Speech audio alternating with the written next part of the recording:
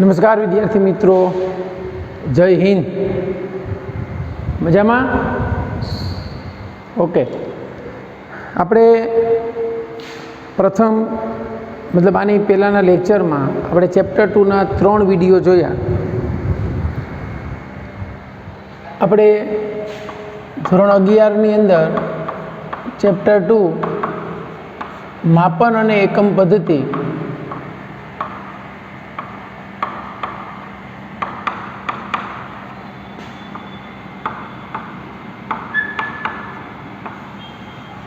આ ચેપ્ટરની અંદર 3 વિડીયો આપણે જોયા. 3 વિડીયોની અંદર આપણે જે ચર્ચા કરી છે એમાં આપણે લાસ્ટ લેક્ચરની અંદર જુદી જુદી પૂરક રાશિઓ વિશે ચર્ચા કરી. તો એ પૂરક રાશિઓ કઈ કઈ? પહેલી પૂરક રાશિ હતી સમતલ કોણ, બીજી હતી ઘન કોણ, સમતલ કોણ, બીજું હતું ઘન કોણ, ત્રીજું હતું રેડિયો એક્ટિવિટી.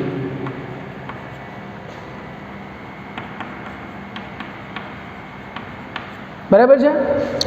સમતલ કોણ જે છે એની સંજ્ઞા આપણે દર્શાવવી તો શેના વડે દર્શાવતા હતા? થીટા વડે. ઘન કોણ ઓમેગા વડે, રેડિયો એક્ટિવિટી આઈ વડે. હવે અહીંયા થીટા જે છે આનો એકમ લખવો હોય તો આનો એકમ રેડિયન હતો, આનો એકમ સિરેડિયન હતો અને આનો એકમ બેકવેરેલ હતો અથવા તો ક્યુરી. આ જે છે એ પૂરક રાશિઓ હતી બાળકો. આ 3 કેવી હતી? પૂરક રાશિઓ હતી. બરાબર છે? હવે આપણે જે ટોપિક સમજવાનો છે એમ એ સમજતા પહેલાં આપણે ચર્ચા કરીએ ગુણક અને ઉપગુણક. ધ્યાન આપજો. ગુણક અને ઉપગુણક એટલે શું? તો ફિઝિક્સની અંદર આપણે પહેલા ચેપ્ટરમાં જોઈ ગયા છીએ કે મેથ્સ ખૂબ જ અગત્યનું છે. એમ આપણે ફિઝિક્સની અંદર જે કોઈ આન્સર આવશે એ આન્સર ઘણા બધા આંકડામાં આવે. 20-25 આંકડા હોય તો આપણે એટલા આંકડા વડે ન દર્શાવી શકીએ. એની જગ્યાએ આપણે શું કરવાનું છે તો કે ગુણક અને ઉપગુણકનો ઉપયોગ કરવાનો છે. એનું ટેબલ બાળકો જો તમને અત્યારે કરાવું છું, વ્યવસ્થિત યાદ રાખજો. બરાબર છે? પહેલાં ગુણકવાળું આપણે જોઈ તો 10ની 1 ઘાત હોય તો એને ડેકા કહેવાય. પછી 10ની 2 ઘાત હોય, 10ની 3 ઘાત હોય, જોજો 10ની 6 ઘાત હોય, 3 પછી સીધી 6, 9, 12, 15 અને 18. હવે 10ની 1 ઘાત એટલે ડેકા, 10ની 2 ઘાત એટલે હેક્ટો,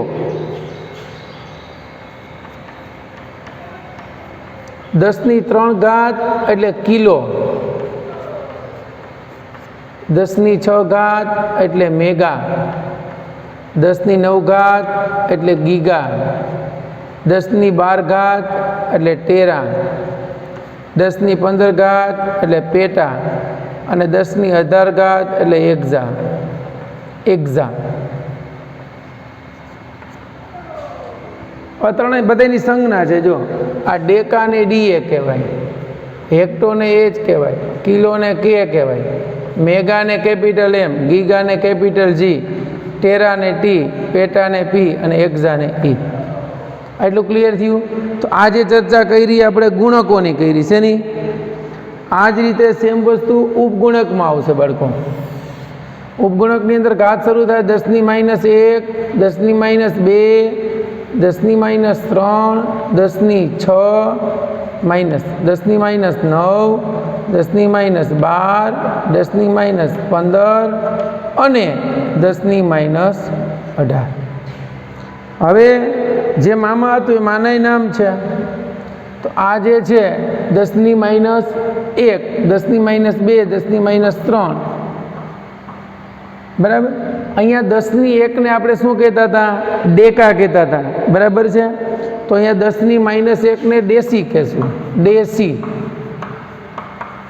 10ની -2 ને સેન્ટી. બરાબર? સી. 10ની -3 ને આપણે કહેશું મિલી. મિલી એટલે એમ. 10⁻6 ને આપણે કહીશું માઇક્રો, માઇક્રો એટલે મ્યુ. 10⁻9 ને કહીશું નેનો એટલે એન. 10⁻12 ને પાઇકો એટલે પી. 10⁻15 ને ફ્રેમટો એટલે એફ. અને 10⁻18 ને એટો એટલે એ. તો બાળકો આ ફિઝિક્સની અંદર કોઈ પણ જગ્યાએ આપણે વધારે આંકડા લખવાનો થાય તો આ સંજ્ઞાઓનો આપણે ઉપયોગ કરશું. કઈ રીતે? ફોર એક્ઝામ્પલ મારે આમ લખવાનું થયું 34, 57, 67, 87, 82, 00. તો હર વખતે એટલી સંખ્યા ન પરવડે. તો માનો કે આનો પોઈન્ટ અહીંયા છે, તો 1, 2, 3, 4, 5, 6, 7, 8, 9, 10, 11. અહીંયા 11 પોઈન્ટ ખસી ગયો તો હું આને આમ લખી શકું 10⁻11. જો અંતરમાં હોય તો આનો એક મીટર લખું. હવે મારે 10⁻11 ઘાત છે, બરાબર સમજજો. આની જગ્યાએ મારે 9 ઘાત કરવી હોય ને તો 345 ગુણ્યા 10⁹ ઘાત મીટર લખી શકું. અને હજી મારે મીટરમાં ન લખવું હોય તો આનો આન્સર લખી શકું 345 ગીગામીટર. એટલે ઓલી આંકડા લખવામાં અગવડતા ન પડે ને એટલા માટે ગુણક અને ઉપગુણકનો ઉપયોગ કરવાનો થાય, બરાબર. હવે આનું હજી બીજું એક એક્ઝામ્પલ આપણે જોઈએ. આમ હતું, એની જગ્યાએ માનો કે તમને આવું આપે 0.1, 2, 3, 4, 5, 6, 7, 87, 93. તો અહીંયા આપણે શું કરશું? 1, 2, 3, 4, 5, 6, 7, 8, 9, 10 આમ કરીએ. હજી 7, 8, 9, 10, 11, 12 અહીંયા પોઈન્ટને લઈ ગયા. તો આપણે આમ લખી શકીએ 833.6 ઇન્ટુ 10⁻12. માનો કે આ એકમ કિલોગ્રામમાં હતો, તો અહીંયા શું થઈ ગયું? આ 10⁻12 કિલોગ્રામ થયા, બરાબર. પણ 10⁻7 ને હજી મારે 13 ને લખવાય તો આમ લખી શકું પાઇકો કિલોગ્રામ. સમજાણું બાળકો? તો આ જે છે એ ઘણા બધા અંકમાં જ્યારે એકમ આપ્યો હોય ત્યારે એના સોલ્યુશન માટે છે કે આપણે આ રીતે લખી શકીએ, રાઈટ. આ ગુણક અને ઉપગુણકની વાત થઈ. બીજા જુદા જુદા એકમો વચ્ચેનો સંબંધ છે ઘણો બધો, એ તમે ધ્યાન આપજો. મેં એમ તો થોડું ઘણું તમને કહ્યું છે, બરાબર. અહીંયા આપણને ખબર છે કે 1 અવર 1 કલાકની 60 મિનિટ થાય. 1 દિવસની 24 કલાક થાય. એને કોઈના 60 મિનિટ થાય, એને કોઈના 60 સેકન્ડ થાય. એટલે 1 દિવસની બાળકો તમે સેકન્ડ ગણો ને તો લગભગ 86,400 સેકન્ડ થાય. આ યાદ રાખી લેવાનું. આવા જુદા જુદા ઘણા બધા એકમો છે, આપણે શક્ય એટલા યાદ કરીએ. પછી 1 યર છે. 1 યર એટલે 365.25 દિવસ. આ યાદ રાખવાનું. 25 શું કામ આવ્યા 0.25? તો કે એવરી 4 યર એક લીપ યર હોય એટલે એક દિવસ વધારે હોય. હવે તમને એમ કે આ વર્ષની સેકન્ડો કેટલી, તો આનો આન્સર તમને આવડી જવો જોઈએ. આને પહેલાં દિવસો આવી ગયા, દિવસોને કલાકે ગુણો ને સેકન્ડે ગુણી નાખો. પછી 1 ટન વજન આવે, વજન દળનો એકમ. 1 ટન બરાબર 10⁻³ કિલોગ્રામ થાય. પછી 1 ક્વિન્ટલ આવે. આ 1 quintal is equal to 10⁻² kilogram. 100 kilogram થાય 1 ક્વિન્ટલના. પછી 1 લીટર આવે. 1 litre is equal to 10⁻³ metre cube. કારણ કે દળ કદ, લીટર દળ પાણી કદમાં આપે ને એટલે કદનો એકમ થયો. પછી આ ટન આવી ગયું, ક્વિન્ટલ આવી ગયું, યર આવી ગયું, બરાબર છે. આ લીટર આવી ગયું. હજી આવા જેટલા એકમો આપણે જે મૂળભૂત 7 એકમો છે એની વચ્ચેનો સંબંધ દર્શાવતા જે એકમો છે એ પૈકી હજી એક દબાણ આવે છે. દબાણનું એકમ છે ને એ પાસ્કલ છે, બરાબર. પછી એનો બીજો એકમ બાર છે, બાર, BAR. તો 1 bar is equal two 10⁵ pascal, બરાબર. આ દબાણના એકમનો એવો સંબંધ છે. પછી એ ઉપરાંત આ દબાણનો એકમ થયો, દબાણનો બીજો એકમ 1 ATM છે, એક વાતાવરણ દબાણ બરાબર 1.03 ગુણ્યા 10⁵ પાસ્કલ. પછી 1 હેક્ટર છે, 1 hectare is equal to 10⁴ metre square. એટલે 10,000 બાય 10,000 મીટરનું ચોરસું હોય ને એટલે 1 હેક્ટર જમીન કહેવાય. બરાબર બાળકો? તો આ જે છે એ જુદા જુદા એકમો વચ્ચેનો સંબંધ થયો. રાઈટ? ચાલો હવે આપણે આજે બાળકો લંબાઈનું માપન સમજવાનું છે. રાઈટ? લંબાઈનું માપન. તો હકીકતની અંદર આ લંબાઈનું માપન જે છે ને એની 2 રીત છે લંબાઈના માપનની. બરાબર? એક રીત જે છે ને એ પ્રત્યક્ષ રીત છે અને બીજી રીત પરોક્ષ રીત છે. પ્રત્યક્ષ એટલે કેવી? સીધી તમે માપી શકો. પ્રત્યક્ષ રીતમાં કઈ કઈ આવશે જોજો. પ્રત્યક્ષ રીતની અંદર એક આવશે તમે ફૂટપટ્ટીથી સીધું માપો છો એ માપપટ્ટીથી. બીજું તમે ફિઝિક્સની અંદર 3 સાધનો આવશે. એક વર્નિયર કેલિપર્સ, બીજું આવશે માઇક્રોમીટર સ્ક્રૂ,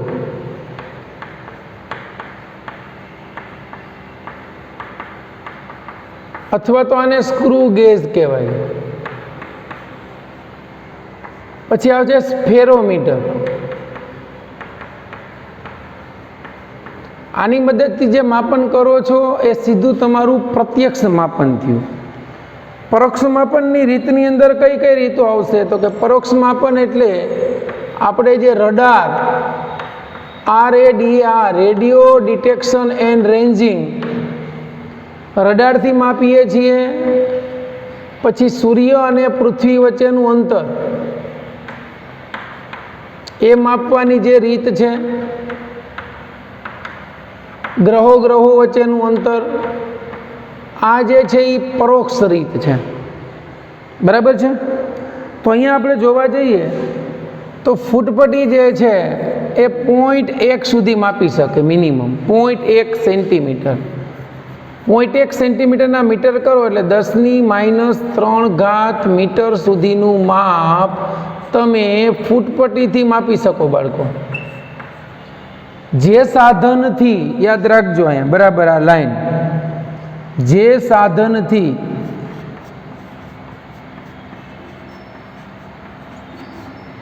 ઓછામાં ઓછું માપન માપી શકાય, ઓછામાં ઓછું માપન, ઓછામાં ઓછું માપ કરી શકાય, ઓછામાં ઓછું માપન કરી શકાય તે માપને તે સાધનની લઘુત્તમ માપ શક્તિ કહે છે. લઘુત્તમ માપ શક્તિ બાળકો તમારે પ્રાયોગિક જે પ્રયોગો કરશો એની અંદર આવશે. હવે પહેલાં અહીંયા લંબાસનું એક સૂત્ર તમને લખી દઉં ખાલી. લંબાસ એટલે શું? લઘુત્તમ માપ શક્તિ. લઘુત્તમ માપ શક્તિ બરાબર મુખ્ય સ્કેલના, હવે તમને નવો પ્રશ્ન થશે કે મુખ્ય સ્કેલ શું? મુખ્ય સ્કેલના 2 ક્રમિક કાપા વચ્ચેનું અંતર. મુખ્ય સ્કેલના 2 ક્રમિક કાપા વચ્ચેનું અંતર એના છેદમાં ગૌણ સ્કેલના કુલ વિભાગની સંખ્યા.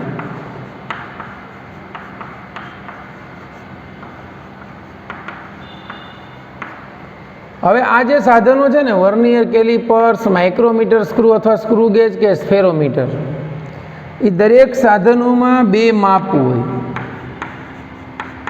નેક્સ્ટ લેક્ચરમાં હું તમને દરેક સાધનો લાઈવ ડેમો દેખાડીશ. 2 માપ હોય. 2 માપની અંદર ક્યાં ક્યાં? તો કે એક મુખ્ય માપ હોય અને બીજું ગૌણ માપ હોય. તો મુખ્ય માપ હોય ને, દાખલા તરીકે આમ 0 થી 1 સેન્ટીમીટર લઉં તો 1 2 3 4 5 6 7 8 9.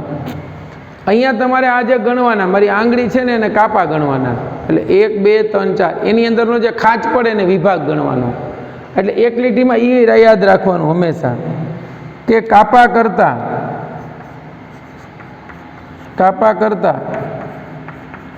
વિભાગ,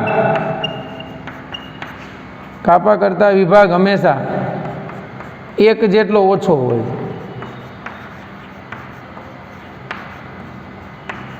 જો બાળકો આ બધું જે સમજાવું છું ને એ તમારું પ્રેક્ટિકલનું આમ જો તો બેઝિક નોલેજ છે, જે તમે બુક્સમાં વાંચશો તો ક્યાંય નહીં મળે. બરાબર? તો આ જે સાધન વડે ઓછામાં ઓછું માપી શકાય એને આપણી સાધનની લંબાઈ કીધી. તો હું તમને એમ કહું ચાલો તમારી લંબાઈ કેટલી, તો આપણને તરત પ્રશ્ન થવો જોઈએ કે સર લંબાઈ આપણી ન હોય. હું તમને એમ કહું તમે કેટલામાં કેટલું ઓછામાં ઓછું વજન કેટલું ઉપાડી શકો, ચાલો તો કોઈ કેમ કે 10 કિલો, તો એ ન થયું, ઓછામાં ઓછું થયું.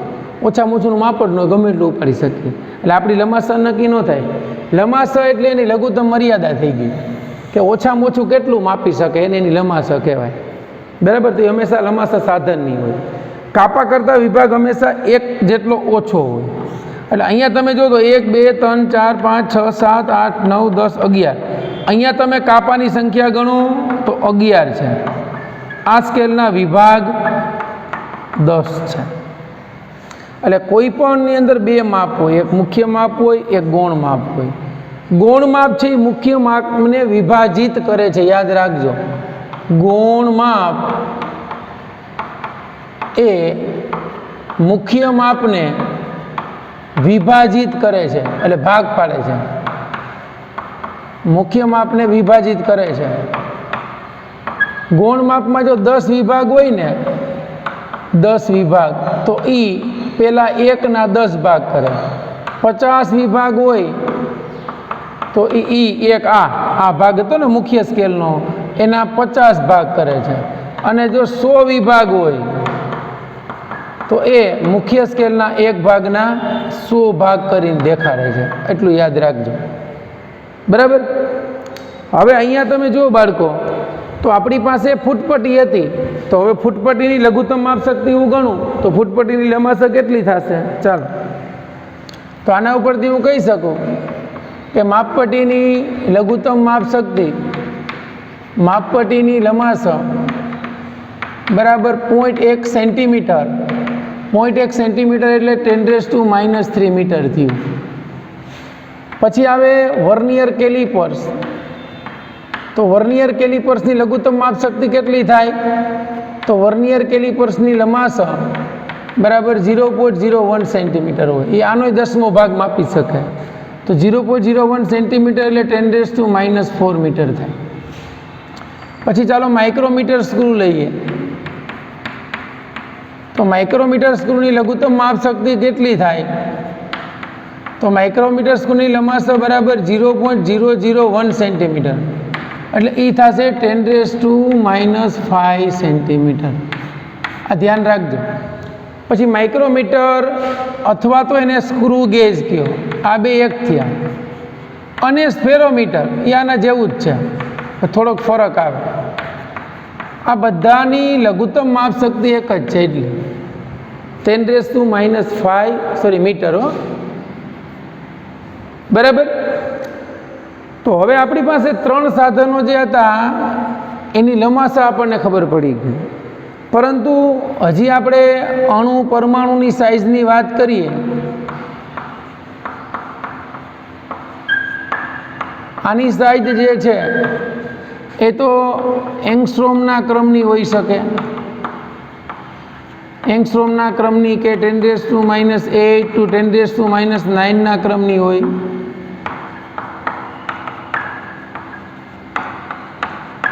તો આને કેમ માપવી? તો આ માપવા માટે અલગ અલગ મેથડો છે, જેની આપણે ચર્ચા કરશું નેક્સ્ટ લેક્ચરની અંદર. અત્યારે મારે તમને એક સમજાવી છે, અંતર માપવાની દેશી પદ્ધતિ પહેલાં હતી, ઇકો મેથડ. ઇકો પદ્ધતિથી માપતા. ઇકો પદ્ધતિ એટલે શું? ઇકો એટલે પડઘો. દાખલા તરીકે કોઈ એક વસ્તુ જે છે અહીંથી, ધ્યાન આપજો, અહીંથી રેડિયો તરંગ મોકલે, રેડિયો વેવ. આપણો જે વર્ણપટ છે ને જાનીવાલી પીનારા એ દ્રશ્ય વિભાગ જ છે હજી. આવા 7 પ્રકારના ટૂંકમાં વેવ્સ આવે. રેડિયો તરંગો આવે, એક્સરેજ આવે, ગ્યામા રેજ આવે, અલ્ટ્રાવાયોલેટ આવે, બરાબર. એવા 7 તમારા 12માં વર્ણપટ આવશે આખો. આ રેડિયો વેવ્સની ઝડપ એ પ્રકાશના ઝડપ જેટલી હોય વી. શૂન્ય અવકાશની અંદર આની ઝડપ 3 × 10⁸ મીટર પ્રતિ સેકન્ડ હોય. હવે આ વસ્તુમાંથી રેડિયો તરંગ ગયું, અહીંયા એક બીજી વસ્તુ છે એની સાથે અથડાણ. દાખલા તરીકે આપણી અર્થ છે અને આ કોઈ ગ્રહ પ્લાનેટ છે. તો આ રેડિયો તરંગ અહીંથી ગયું, અહીંથી અહીં સુધીનું અંતર ડી છે. આ તરંગ અહીંથી અથડાઈને પાછું ફરશે, પાછું મૂળ સ્થાને આવશે. તો આ અંતર ડી થયું. તો વેગનું સૂત્ર છે વેગ બરાબર અંતરના છેદમાં સમય. તો અંતરને સૂત્રનો કરતા બનાવીએ અથવા તો આપણે જોઈએ છીએ એ આ અંતર જ માપવું છે. તો અંતર બરાબર વેગ એને ગુણ્યા સમય. તો અહીંથી મોકલેલું રેડિયો તરંગ કેટલા સમયમાં પાછું આવી ગયું એ આપણને અંદાજ હોય. અંતર 2D છે, વેગ v છે, સમય નોંધી લીધો છે, એટલે d = vt/2. આના ઉપરથી તમને અંતરનો ખ્યાલ આવી શકે. તો આ જે મેથડ છે એ પરોક્ષ મેથડ થઈ ગયા કઈ, અને આની મદદથી જે માપતા હતા ને એ આ બધી પ્રત્યક્ષ મેથડ થઈ. તો અંતરના માપનની બાળકો 2 મૂળ રીતો જોઈ આપણે, બરાબર છે, એક પ્રત્યક્ષ અને એક પરોક્ષ. ક્લિયર એટલું? તો આ લેક્ચર જે છે અહીં સુધી રાખીએ. આપણે નેક્સ્ટ લેક્ચરની અંદર દ્રષ્ટિ સ્થાનભેદની રીત સમજશું. દ્રષ્ટિ સ્થાનભેદ એટલે શું સમજશું? મતલબ મોટા અંતરના માપનની રીત, અને નાના અણુઓ જે છે એના સ્તરોની જાડાઈ માપવા માટેની એક ઓલિક એસિડની રીત છે એ, પછી દળનું માપન અને સમયનું માપન, એની ચર્ચા આપણે નેક્સ્ટ લેક્ચરમાં કરીશું. આ લેક્ચર અહીં સુધી રાખીએ છીએ. ચાલો, બેસ્ટ ઓફ લક.